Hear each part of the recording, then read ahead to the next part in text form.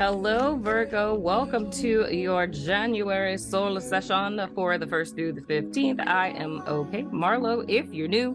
And if you're family, welcome back, my friend, and whatnot, or whatever. You know what I'm saying?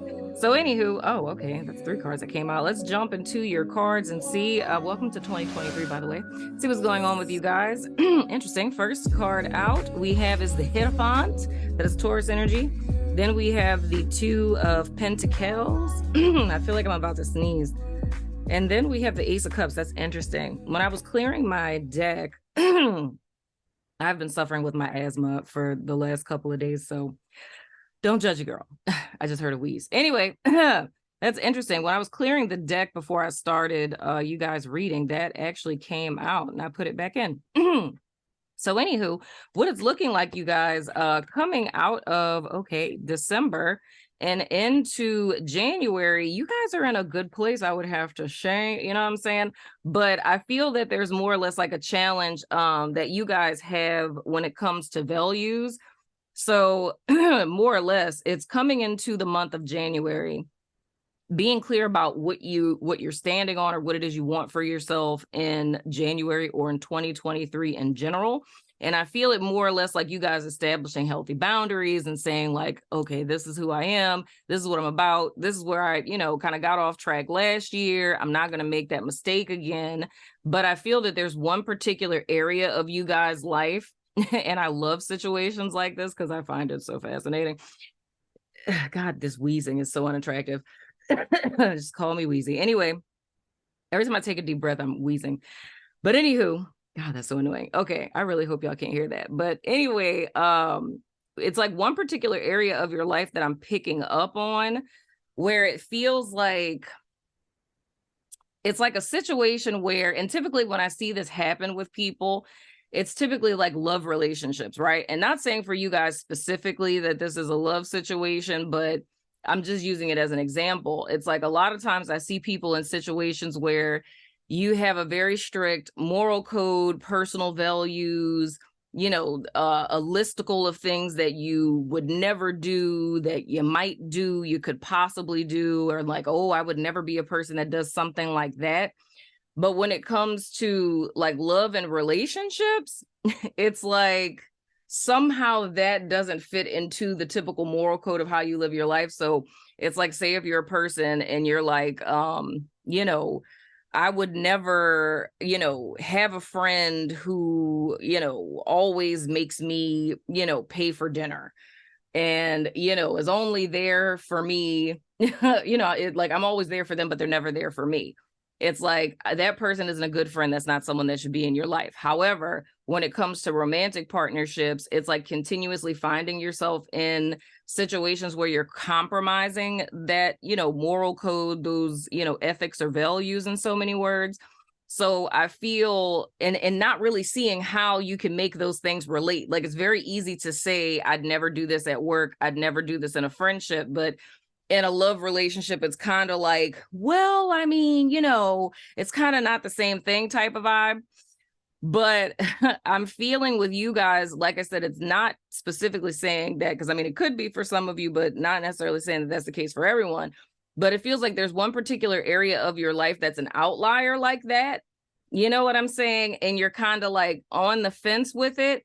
And, or I wouldn't necessarily say on the fence per se, but it's like, well, if you were on the fence, it's like kind of on the fence with yourself about it. It's like being aware that this particular thing is an outlier and knowing that you can't just easily make decisions about this thing as you do with everything else, right? And that's kind of like what's in your headspace in the first week of January.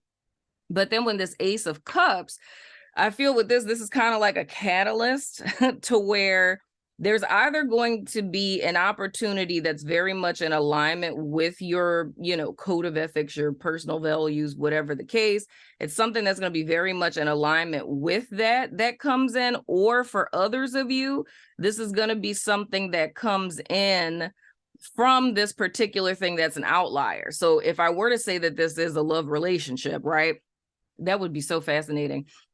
Well, I mean, the next card that y'all have, I'll get into that in a minute, is the Magician in the reverse. Oh God, this just got real. So sorry to interrupt you guys while you're listening to the show, but I wanted to tell you guys about our new partnership with BetterHelp. If you haven't heard of them, it's an online resource in which you can find your very own friendly local neighborhood therapist, no matter where you are in the world. You sign up, and within 24 hours, they match you with a therapist that's right for you. And you can talk to your counselor every week via phone or video chat. You can also text them between sessions. If you or someone you know has been considering therapy, get started today with BetterHelp. Now let's get back to the show. Because I was about to say, I was like, if this is a love relationship, because I can totally see how this could be. I think it would be fascinating to find out that a Virgo and a Taurus are in a relationship with each other, because I would just love to hear how that is. Like, as a Taurus, I would just love to hear how that, how that's matriculating. You know what I'm saying? But anywho, if this is like a romantical type of thing like that, it kind of causes me to backstep to the Hierophant where, and this is specifically how I would see this if this is a love relationship. This would be like somebody where you were dating this person. So Virgo, I don't know, you were dating a Taurus person with Aries placements. I don't know. All the way, back in like 2022, right? And when you made this decision to like cut stuff off and like, do the thing for the new year, you decided to stand on your morals and values. But this person, and the thing my guides just said specifically, this is hilarious. The thing they just said specifically is this person is like your Achilles heel, right? Now, why they would say that is because what I was saying with the Two of Pentacles about this person, if we're speaking exclusively with love, this person would be like that outlier where it's like you just find yourself being weak around this person and you're not as like standing in your power like you typically are in other situations. So that person's like an outlier. So that's like your energetic pre-warning, because what I would see that would be happening somewhere between the end part of the first week of January, which would be like the 6th, 7th, 8th, 9th-ish, going into the second week of January, which would be the week of the 15th. We're going into the 15th. And also there's a Cancer full moon. Good Lord, this became a whole thing. There's a Cancer full moon on the 6th. And child, that would just be so interesting. And then it's Mercury retrograde. Yeah, this really could be like a whole ex that's coming back, child. Ex or somebody that you was fraternizing with in 2022. But with this person being your Achilles heel, it's like this person coming around and making an offer. But the thing that I don't like about this is the next card out is the Magician in the reverse. And of course, that's Aries energy. And it's like, this is the kind of offer that's being made, right? So the fact that I'm seeing this fall into 2 different weeks, it's like, it's saying to me that like, Cancerian full moon, it's like all in the fields and things of the sort, but it's like, it's not really seeing like who this offer is coming from. You feel what I'm saying? Like, this is the energy that's motivating it or whatever. So it's a person who's really coming to you with unscrupulous means in the event that this is romantical related. And it very well could be like someone, oh child, yeah. It very well would be someone where, oh child, that flew out. It very well would be someone where, like, say if it was someone who was like hella non-committal, it's like this person seeing that you've kind of moved forward and that you've moved on, and them not wanting you to move on. And it's not even necessarily saying that they really want you, but they just don't want you to move on. So it's them kind of doing a Hail Mary, if I could speak in football terms. I'm a football mom anyway, but it's kind of them throwing like a Hail Mary type of deal, to end up like, preventing you from moving on. But the next card that comes out is the Ace of Pentacles in the reverse, which says that it's not a sustainable offer. Like, it's pretty much the illusion thereof. And I can even say too, what I'm picking up on is that the Cancer full moon just makes people do crazy things, So this person literally could just be feeling hella lonely and like reaches out to you, and you think that this is ultimately going to lead into something. And the person has like no, what's the word I'm looking for? No intentions of it ever becoming something tangible. It's just kind of like an emotional decision. So it's kind of like a person feeling kind of lonely and them feeling, emotional and things of the sort. and they end up reaching out to you. And this is where it's kind of trailing back into what the main message is. Like I was saying with this whole weighing the options type of thing on the fence. It's like, for those of you where this isn't a love thing, but because love is coming out so prominent, I'm just getting a clear, channel message here of this being like love related. It's like, even those of you where this could be a far distant person, you know what I'm saying? And I mean, for some of you, if it's not romantical, I mean, this could be like a job offer or something, but the whole thing is that with this Hierophant, it's the desire. Like, you came into this year, in this month, with this desire to stand in your truth. But with this Two of Pentacles, it says to me that there's a level of insecurity with doing that. But the thing is if you're taking a stance like establishing new boundaries, or you're making changes in your life, that's totally normal to feel a level of insecurity about it. I mean, heck, you literally could read a self-help book, right? And think that there's really dope information in it. And when you're in the process of implementing that information into your life, it's like you feel kind of wobbly and insecure because, it's a change of behavior and it's not second nature to you yet. But the only thing I'm concerned about is whether this is about a romantical situation or not.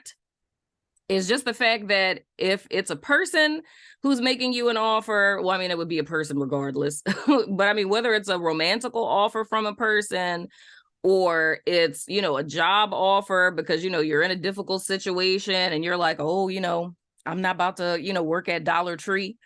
You know what I'm saying? And all of a sudden Dollar Tree like offers you a job. You know what I'm saying?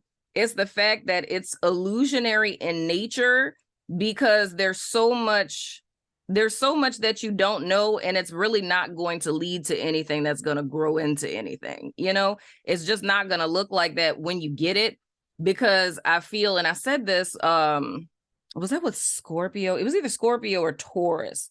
So if you guys have Taurus in your chart, you may want to check out Taurus too.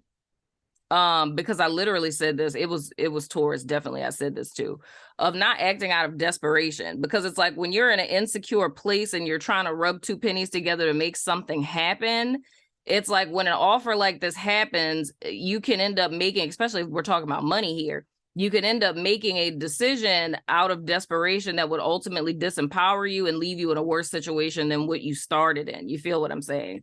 Now, the last card that we have is the Two of Wands.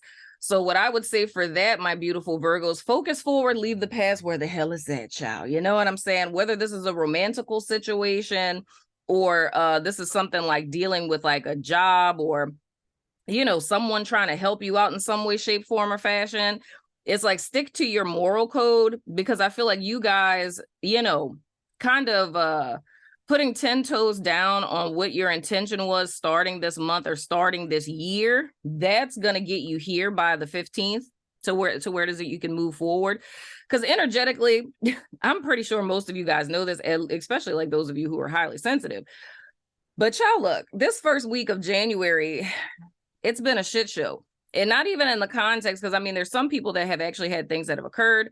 But I'm not even saying in the context of situational. It's just energetically, it's just been, like, child, look, it's just been a whole ordeal. You feel me? That's the reason why these are so late, because it's just the energy for me. I literally said to my staff, recording these soul sessions literally felt like in this energy, it's felt like me, like, cutting my skin and like peeling my skin off. Like, that's what it's felt like, to where I've only been able to literally like record one a day. And it's like, and that was just too much. It's like, I'm like laying on the floor in the fetal position, like, my God, my soul has left my body type of deal. And that's just because we're in like a transitional energy. So it feels almost like, if you think about when there's high wind, and you're trying to like run against the wind, like that's literally what it's been feeling like. And if you're highly sensitive, it's like you've been feeling like, ugh, you know what I'm saying? So totally normal. But coming into the 15th, it's like with this little transiting energy that you guys are going through, it's like, this is, wait, hold on. Okay, we're reversed. Okay.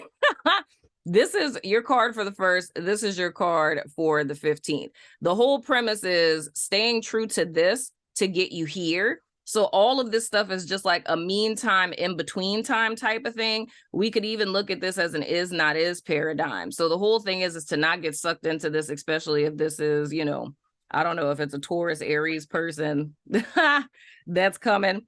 Oh, child, look. At the bottom of the deck is a freaking king of, wait, let me move my face. Wait. It's the King of Pentacles in the reverse. Why all of this is happening? Look, I'm gonna tell you now. I'm gonna tell you right now, because it's probably a Taurus dude, okay, or chick. You know what I'm saying? Depending on what you're into. You feel me? But whoever this is, just leave them where they at, okay? Because the intentions is not good. Their money might be funny. It's looking a little like your money might be a little funny too, Virgo. You know what I'm saying? I don't know why everybody is. Well, then again, Christmas did just happen. Because I was about to say, I was like, I don't know why everybody's on a struggle bus financially. But Christmas did just happen. You know what I'm saying?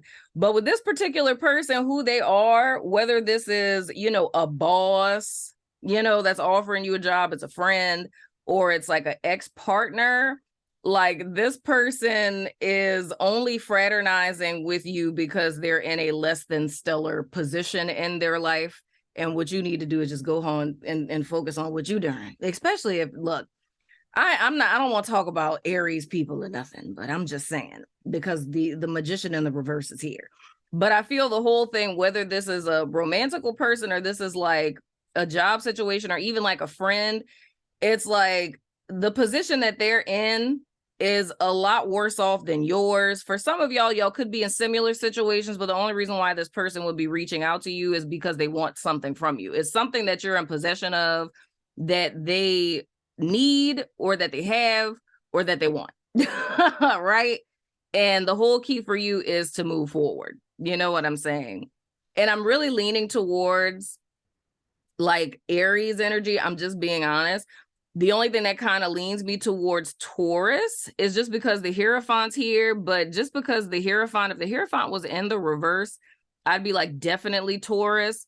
But looking at this King of Pentacles in the reverse, even though that's Earth and this is, you know, fire, with this being Aries, it's like I feel more Aries with this than anything.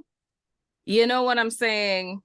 And the only other thing I could see is if this person had Aries and Taurus in their chart, or they had some other kind of Earth. And the other Earth I would say specifically would be Capricorn. If I were to be specific, it would be like a person who, I mean, it could be either or. It could be Aries, Sun, Moon, or Rising. And I don't know. I would say more Capricorn Moon to me, if I were to say that. I would say either Capricorn Moon or Rising, potential Taurus anywhere, and I would say like Aries Sun or Rising, if I were to say. But I would feel it would be more of a Aries Capricorn mix for the person. And I do feel, even though it's a general reading, you know, but me personally, this feels more like masculine energy to me than it does feminine energy. If this is like a romantical type of thing, but I feel like it's kind of, you know, either way it goes other than that. But I think this is hilarious that this somehow ended up being about, you know, romantical things. But anywho, my beautiful, beautiful Virgos, that has been your soul session, well, for the 1st through the 15th. I love your freaking face. The other half is going to be available on the 15th of this month on Patreon, Vimeo, YouTube members, and my network, our sanctuary. So I love your freaking face, and I'll see you guys sooner than later, my friends.